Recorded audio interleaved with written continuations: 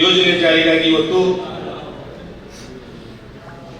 ರೈತ ಸಂಘದ ಮುಖಂಡರು ಪರಮ ಪೂಜ್ಯರ ಒಂದು ದಿವ್ಯ ಸಾನ್ನಿಧ್ಯದಲ್ಲಿ ಇವತ್ತು ಎಲ್ಲ ಪಕ್ಷದ ಮುಖಂಡರು ಹಾಗೂ ಜಿಲ್ಲೆಯ ಎಲ್ಲ ಹಿರಿಯರ ಒಂದು ಸಭೆಯನ್ನು ಕರೆದಿದ್ದಾರೆ. ಈ ಸಭೆಯಲ್ಲಿ ಉಪಸ್ಥಿತರಿರುವಂತಹ ಎಲ್ಲ ಪರಮ ಪೂಜ್ಯರ ಪಾದಾರವಿಂದಗಳಲ್ಲಿ ಅನಂತ ಕೋಟಿ ನಮನವನ್ನು ಸಲ್ಲಿಸುತ್ತಾ, ಈ ಸಭೆಯಲ್ಲಿ ಉಪಸ್ಥಿತರಿರುವಂತಹ ಭಾಗದ ಲೋಕಸಭಾ ಸದಸ್ಯರು ಹಿರಿಯರು ಆದಂತಹ ಬಸವರಾಜ ಬೊಮ್ಮಾಯಿ ಸಾಹೇಬ್ರೆ, ಉಪಸಭಾಪತಿಗಳಾದಂತಹ ರುದ್ರಪ್ಪಣ್ಣ ಲಮಾಣಿ ಸಾಹೇಬ್ರೆ, ಹಿರಿಯರಾದಂತಹ ಶಿವಣ್ಣ ಸಾಹೇಬ್ರೆ, ನನ್ನ ರಾಜಕೀಯ ಮಾರ್ಗದರ್ಶಕರಾದಂತಹ ಶ್ರೀನಿವಾಸ ಮಾನೆ ಸಾಹೇಬ್ರೆ, ಮಂಜುನಾಥ್ ಕುನ್ನೂರ್ ಸಾಹೇಬ್ರೆ, ಬಣಕಾರ್ ಸಾಹೇಬ್ರೆ, ಸೋಮಣ್ಣ ಬೇಲ್ಮರ್ದವರೇ, ಅವರಿವರಲ್ಲದೆ ವಿಪಕ್ಷಣ ಬಳ್ಳಾರಿಯಲ್ಲಿದ್ದಾರೆ ಹಾಗೂ ಸಜ್ಜನ್ ಸಾಹೇಬರಿದ್ದಾರೆ. ಅವರಿವರಲ್ಲದೆ ವೇದಿಕೆ ಮೇಲೆ ಆಸೀನರಾದಂತಹ ಎಲ್ಲ ಗಣ್ಯಮಾನ್ಯರೇ, ಎಲ್ಲ ಅಣ್ಣ ತಮ್ಮಂದಿರೇ ಹಾಗೂ ತಾಯಂದಿರೇ, ಈಗಾಗಲೇ ಅಪಾರ ಅನುಭವವುಳ್ಳಂತ ನಮ್ಮ ಜಿಲ್ಲೆಯ ಹಿರಿಯ ಶಾಸಕರು ಇದರ ಬಗ್ಗೆ ಮಾತನಾಡಿದರು. ನಿಜವಾಗಲೂ ಜೈ ಜವಾನ್ ಜೈ ಕಿಸಾನ್ ಅಂತ ಹೇಳ್ತಾರೆ. ಈ ಭಾರತ ದೇಶ ಇವತ್ತು ಸಮೃದ್ಧವಾಗಿರ್ಬೇಕಂತ ಹೇಳಿದ್ರೆ ದೇಶದಲ್ಲಿ ಅನ್ನ ಕೊಡುವ ರೈತ, ದೇಶವನ್ನು ಕಾಯುವ ಸೈನಿಕ, ಇವರು ಸಮೃದ್ಧಿಯಿಂದ ಇರಬೇಕು. ಇವರು ಇವತ್ತು ಸೈನಿಕರು ತಮ್ಮ ಮನೆ ಮಠ ಕುಟುಂಬವನ್ನು ಬಿಟ್ಟು ಭಾರತ ದೇಶದ ಗಡಿಯಲ್ಲಿ ನಮ್ಮ ದೇಶವನ್ನು ರಕ್ಷಣೆ ಮಾಡ್ತಾರೆ. ಅದೇ ತರ ನಮ್ಮ ರೈತ ಬಾಂಧವರು ರಾತ್ರಿ ಹಗಲಲ್ಲದೆ ಹಾವು ಚೇಳುಗಳಲ್ಲದೆ ತಮ್ಮ ಸಂಕಷ್ಟಗಳನ್ನು ಅನುಭವಿಸಿ ಇವತ್ತು ಈ ದೇಶದ 140 ಕೋಟಿ ಜನರಿಗೆ ಅನ್ನ ಕೊಡುವಂತ ಕೆಲಸ ನಮ್ಮ ರೈತ ಬಾಂಧವರು ಮಾಡ್ತಾ ಇದ್ದಾರೆ. ಇವತ್ತಿನ ಪರಿಸ್ಥಿತಿಯಲ್ಲಿ ಯಾಕೆ ಹೊಲದ ಬೆಟ್ಟಿ ಜೋಡಣೆ ಆಗ್ಬೇಕಂತ ಹೇಳಿದ್ರೆ, ಇವತ್ತು ವಿಶೇಷವಾಗಿ ಹಾವೇರಿ ಗದಗ ಕಾರವಾರ ಜಿಲ್ಲೆಯ ಭಾಗದಲ್ಲಿ ಅಂತರ್ಜಲ ಮಟ್ಟ ಎಷ್ಟು ಕುಸಿದಿದೆ ಅಂತ ಹೇಳಿದ್ರೆ, ಇವತ್ತು ನಾವು ಬೋರ್ವೆಲ್ ಹೊಡಿಬೇಕಂದ್ರೆ 500-600 ಫೂಟ್ಗಿಂತ ಒಳಗೆ ನೀರು ಕೊಡೋದಿಲ್ಲ. ನಮ್ಮ ಬಾಲ್ಯದ ಜೀವನಗಳಲ್ಲಿ ನಾವು ನೋಡಿದಾಗ 70-80 ಫೂಟಿಗೆ ನೀರು ಬೀಳ್ತಾ ಇತ್ತು. ಇವತ್ತು ಯಾವುದೇ ಒಂದು ಬೋರ್ ಹೊಡಿಬೇಕಂದ್ರೆ 500-600 ಫೂಟ್ ಹೊಡಿಯುವಂತ ಇವತ್ತು ಅವಶ್ಯಕತೆ ಇದೆ. ಇವತ್ತು ಮಳೆ ಕೂಡ ಯಾವುದೇ ರೀತಿಯ ಒಂದು ನಿಯಮಿತ ರೀತಿಯಲ್ಲಿ ಮಳೆ ಬರ್ತಾ ಇಲ್ಲ. ಯಾವುದೋ ಕಾಲಕ್ಕೆ ಮಳೆ ಬರ್ತಾ ಇದೆ, ಯಾವಾಗ ಅವಶ್ಯಕತೆ ಇರ್ತಿತ್ತು ಅವತ್ತು ಮಳೆ ಬರೋದಿಲ್ಲ. ಅಂತ ಒಂದು ಕಾಲಮಾನದಲ್ಲಿ ತಂತ್ರಜ್ಞಾನ ಮತ್ತು ವಿಜ್ಞಾನ ಬೆಳೆದಿರುವಂತಹ ಸಂದರ್ಭದಲ್ಲಿ ಇವತ್ತು ಭಾರತ ದೇಶ ಸ್ವತಂತ್ರ ಇದ್ದಾಗ ಇದ್ದಂತ ಜನಸಂಖ್ಯೆ ಅದರ 3 ಪಟ್ಟಾಗಿದೆ. ಅದರ ಭಾರತಕ್ಕೆ ಸ್ವತಂತ್ರ ಸಿಕ್ಕಾಗ ಭಾರತ ದೇಶದಲ್ಲಿರುವಂತಹ ಜಮೀನು ಅಷ್ಟು ಜಮೀನು ಉಳಿದಿಲ್ಲ. ಈಗ ಜನಸಂಖ್ಯೆ 3 ಪಟ್ಟಾಗೈತಿ, ಇದ್ದಂತ ಜಮೀನು 25% ಕಡಿಮೆ ಆಗಿದೆ. ಇಂಥ ಒಂದು ಸಂದರ್ಭದಲ್ಲಿ ಈ ದೇಶದಲ್ಲಿರುವಂತಹ 140 ಕೋಟಿ ಜನರಿಗೆ ಇವತ್ತು ನಾವು ಅನ್ನ ಕೊಡಬೇಕು, ಬೇರೆ ದೇಶದ ಮೇಲೆ ನಾವು ಅವಲಂಬನೆ ಆಗಬಾರ್ದು ಅಂತ ಹೇಳಿದ್ರೆ, ನಮ್ಮ ದೇಶಗಳಲ್ಲಿ ವ್ಯವಸ್ಥಿತವಾಗಿ ಪಕ್ಷಾತೀತವಾಗಿ ಜಾತ್ಯಾತೀತವಾಗಿ ಎಲ್ಲ ಮುಖಂಡರು ಕೂಡ ಮುಂದಿನ ಪೀಳಿಗೆಯ ಭವಿಷ್ಯಕ್ಕಾಗಿ ಇವತ್ತು ನಾವು ಯೋಚನೆ ಮಾಡಿ ಇಂಥ ನೀರಾವರಿ ಯೋಜನೆಗಳನ್ನು ಯಾವುದೇ ರೀತಿಯ ವಿರೋಧಕ್ಕೆ ತಗ್ಗದೆ ಬಗ್ಗದೆ ಗಟ್ಟಿಯಾಗಿ ನಿಂತು ಅದನ್ನು ಜಾರಿಗೆ ತರುವಂತ ಕೆಲಸ ನಾವು ಜನಪ್ರತಿನಿಧಿಗಳು ಮಾಡಬೇಕಾಗಿದೆ ಅನ್ನೋ ಮಾತನ್ನ ಈ ಸಂದರ್ಭದಲ್ಲಿ ಬಹಳ ವಿಮಾನದಿಂದ ಹೇಳಲಿಕ್ಕೆ ಬಯಸ್ತಾ ಇದ್ದೀನಿ. ಯಾಕಂತ ಹೇಳಿದ್ರೆ, ನಮ್ಮ ಶಾಸಕ ಆಗಿದ್ದ 1ನೇ ಸಭೆಯಲ್ಲಿ ನಾವು ಮಾತಾಡಿದಾಗ ನಾನು ಕೂಡ ಒಬ್ಬ ರೈತ ಸಂಘದ ಹೋರಾಟದ ಹಿನ್ನೆಲೆಯನ್ನು ಬಂದವ. ನಾನು ಕರ್ನಾಟಕ ರಾಜ್ಯ ರೈತ ಸಂಘ ಮತ್ತು ಹಸಿರು ಸೇನೆ ರಾಜ್ಯ ಪ್ರಧಾನ ಕಾರ್ಯದರ್ಶಿಯಾಗಿ ನಾನು ಕೆಲಸ ಮಾಡಿದ್ದೇನೆ. ಮತ್ತು ಹಾನಗಲ್ ತಾಲೂಕಿನಲ್ಲಿ ಬಾಳಂಗಡಿ ನೀರಾವರಿ ಯೋಜನೆಗೆ ಹೋರಾಟ ಮಾಡ್ತಿದ್ವಿ. ಬಹಳಷ್ಟು ದಿನ ಹೋರಾಟ ಮಾಡಿದ ನಂತರ ಶ್ರೀನಿವಾಸ ಮಾನೆ ಸಾಹೇಬರು ಬಂದ ನಂತರ ಆ ಯೋಜನೆ ಜಾರಿಯಾಗಿದ್ದು ನಿಜವಾಗಲೂ ಹರ್ಷ ತಂದಿದೆ. ಯಾವುದೇ ಹೋರಾಟ ಅದು ವ್ಯರ್ಥ ಆಗುವುದಿಲ್ಲ.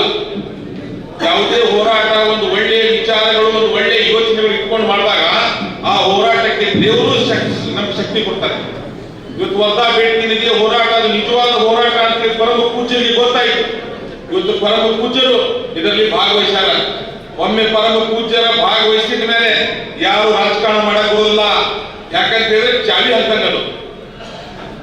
ನಮ್ಮ ರೈತ ಸಂಘದ ಮುಖಂಡರು ಬಹಳ ಹುಷಾರು. ಇವತ್ತು ಎರಡೂ ಪಕ್ಷದ ಮುಖಂಡರಿಗೆ ಇವತ್ತು ಚಾಲಿ ಹಾಕುವಂತ ಕೆಲಸ ಮಾಡಿದ್ದಾರೆ.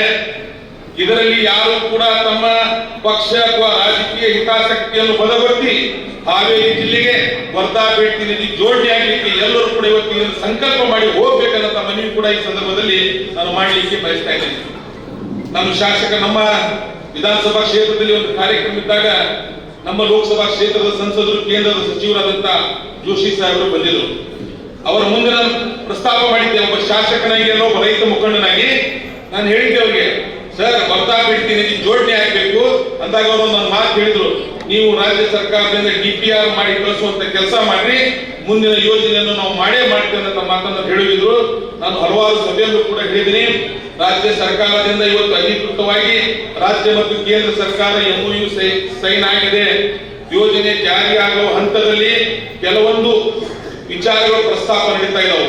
ಮೊನ್ನೆ ನಡೆದಂತ ಬೆಳಗಾವಿ ಅಧಿವೇಶನದಲ್ಲೂ ಕೂಡ ನಾನು ಅಧಿವೇಶನದಲ್ಲಿ ಮಾತನಾಡಿ ಅವಾಗ ಅದೇ ಅಧಿವೇಶನದಲ್ಲಿ ನಾನು ಉತ್ತರ ಕನ್ನಡ ಜಿಲ್ಲೆಯ ಎಲ್ಲ ಶಾಸಕರು ಮತ್ತು ಸಂಸದರಿಗೆ ಕೈ ಮುಗಿದು ನಾನು ಮನವಿ ಮಾಡಿದ್ದೇನೆ, ನೀವು ನಿಮ್ಮ ಪರಿಸರಕ್ಕಾಗಿ ಹೋರಾಡ್ತಾ ಇದ್ರೆ ಇವತ್ತು ನಾವು ನಮ್ಮ ಕ್ಷೇತ್ರದ ಜನರ ಬದುಕಿಗಾಗಿ ಹೋರಾಟ ಮಾಡ್ತಾ ಇದ್ದೀವಿ. ಇವತ್ತು ಜಗತ್ತಿನಲ್ಲಿ ಇವತ್ತು ಮಾನವ ಕುಲದ ಸುಖಕ್ಕಾಗಿ ದೇವರು ಪರಿಸರ ಮಾಡಿದ್ದಾನೆ, ನದಿಗಳು ಮಾಡಿದ್ದಾರೆ, ಸಮುದ್ರ, ಸೂರ್ಯ, ಚಂದ್ರ, ಇದೆಲ್ಲ ಮಾನವ ಕುಲದ ಒಂದು ಅಭ್ಯುದಯಕ್ಕೆ, ಒಂದು ಉತ್ತಮ ಒಂದು ಜೀವನಕ್ಕೆ ದೇವರು ಮಾಡಿದ್ದಾರೆ. ಆದ್ದರಿಂದ ಪರಿಸರ ಇವತ್ತಿನ ಒಂದು ತಂತ್ರಜ್ಞಾನ ಮತ್ತು ವಿಜ್ಞಾನವನ್ನು ಉಪಯೋಗ ಮಾಡಿದಾಗ ಪರಿಸರ ಹಾನಿಯಾಗಲಾರ್ದಾಗ ಆ ಯೋಜನೆಯನ್ನು ಜಾರಿಗೊಳಿಸಲಿಕ್ಕೆ ಅವಕಾಶ ಇದೆ ಅನ್ನೋ ಮಾತನ್ನು ಕೂಡ ಇವತ್ತು ನಾವು ಉತ್ತರ ಕನ್ನಡ ಜಿಲ್ಲೆಯ ಎಲ್ಲ ಜನರಿಗೂ ಕೂಡ ಮನವರಿಕೆ ಮಾಡುವಂತ ಕೆಲಸ ಇವತ್ತು ನಾವು ಮಾಡಬೇಕಾಗಿದೆ. ನಾನು ಮೊದಲು 2013-14 ಟಿಕೆಟ್ ಕೇಳುವಾಗ ಕುನ್ನೂರು ಸಾಹೇಬರು ಇದರ ಬಗ್ಗೆ ಬಹಳಷ್ಟು ಹೋರಾಟ ಮಾಡಿದ್ದಾರೆ, ಇವರು ಇದರ ಬಗ್ಗೆ ಪಾದಯಾತ್ರೆ ಮಾಡಿದ್ದಾರೆ. ನನಗೆ ವಿಶೇಷವಾಗಿ ಈ ಯೋಜನೆ ಬಗ್ಗೆ ಬಹಳಷ್ಟು ಮಾಹಿತಿ ಕೊಟ್ಟಂತವರು ನಮ್ಮ ಕುನ್ನೂರು ಸಾಹೇಬರು ಅಂತ ಮಾತನ್ನ ಈ ಸಂದರ್ಭದಲ್ಲಿ ನಾನು ನಿಮಗೆ ಹೇಳಲಿಕ್ಕೆ ಬಯಸ್ತಾ ಇದ್ದೀನಿ. ಆದ್ದರಿಂದ ಈ ಯೋಜನೆ ಇವತ್ತು ಏನಾದರೂ ಜಾರಿ ಆಗದೇ ಇದ್ದ ಪಕ್ಷದಲ್ಲಿ ಮುಂದಿನ ಅನಾಹುತವನ್ನು ತಾವು ಯೋಚನೆ ಮಾಡಿದಾಗ ಈ ಭಾಗದಲ್ಲಿ ಸಾವಿರ ಫೂಟ್ ಹೋದ್ರು ನಾವು ಬೋರ್ ತೆಗೆದು ಕಷ್ಟ ಆಗ್ತೈತಿ. ಯಾಕಂತ ಹೇಳಿದ್ರೆ ಅಂತರ್ಜಲ ಮಟ್ಟ ಅಷ್ಟು ಕುಸಿದಿದೆ. ಇವತ್ತು ಈ ವರ್ಷ ಹೆಚ್ಚು ಮಳೆ ಆಗಿದೆ, ಅತಿವೃಷ್ಟಿ ಆದ್ರೂ ಕೂಡ ಈಗ ನೀವು ಬೇಕಾದ್ರೆ ಮಾರ್ಚ್ ಏಪ್ರಿಲ್ ಹೋಗ್ರಿ, ಬೋರ್ಗಳು ಬಿಡೋದು ಚಾಲೂ ಮಾಡೋದು ಬೋರ್ಗಳು ಬಂದ್ ಆಗ್ತಾವು. ಇದು ಒಂದು ದೊಡ್ಡ ಅನಾಹುತದ ಸಂಕೇತ ಅಂತ ಮಾತಾಡ್ತೀನಿ. ಮುಂದಿನ ಪೀಳಿಗೆಗೆ ಜನರಿಗೆ ಇವತ್ತು ಅನ್ನಕ್ಕಾಗಿ, ಕುಡಿಯೋ ನೀರಿಗಾಗಿ ಈ ಭಾಗದ ಜನ ಪರಿತಪಿಸಬಾರದು, ಈ ಭಾಗದ ಜನ ಕಷ್ಟ ಪಡಬಾರದು ಅಂತ ಹೇಳಿದ್ರೆ ಈ ಭಾಗದ ಜನಪ್ರತಿನಿಧಿಗಳ ಕರ್ತವ್ಯ ಇದೆ. ಈ ಯೋಜನೆಯನ್ನು ಜಾರಿ ಮಾಡಲಿಕ್ಕೆ ಯಾವುದೇ ರೀತಿಯ ಹೋರಾಟಕ್ಕೂ ಸಿದ್ಧಾಗಬೇಕು, ಯಾವುದೇ ರೀತಿಯ ತ್ಯಾಗಕ್ಕೂ ಸಿದ್ಧಾಗಬೇಕು, ಯಾವುದೇ ರೀತಿಯ ಮನವರಿಕೆಗೂ ಸಿದ್ಧಾಗಬೇಕು ಅನ್ನೋ ಮಾತನ್ನ ಪುಣ್ಯಕ್ಕೆ ಏನಾಗಿದೆ ಅಂತ ಹೇಳಿದ್ರೆ ಕೇಂದ್ರ ಸರ್ಕಾರದ ಪ್ರತಿನಿಧಿಯಾಗಿ ಬಸವರಾಜ ಬೊಮ್ಮಾಯಿ ಸಾಹೇಬರಿದ್ದಾರೆ, ರಾಜ್ಯ ಸರ್ಕಾರದ ಪ್ರತಿನಿಧಿಯಾಗಿ ಇವತ್ತು ಈ ಜಿಲ್ಲೆಯಲ್ಲಿ 6 ಜನ ಶಾಸಕರಿದ್ದಾರೆ. ಇವತ್ತು 6 ಜನ ಶಾಸಕರು ಮತ್ತು ಇವತ್ತು ಮಾನ್ಯ ಉಪಮುಖ್ಯಮಂತ್ರಿಗಳಿಗೆ ಮನವಿ ಮಾಡಿ ಈಗಾಗಲೇ ರಾಜ್ಯ ಸರ್ಕಾರದ ಕೆಲಸ ಒಂದು ಹಂತಕ್ಕೆ ಬಂದಿದೆ.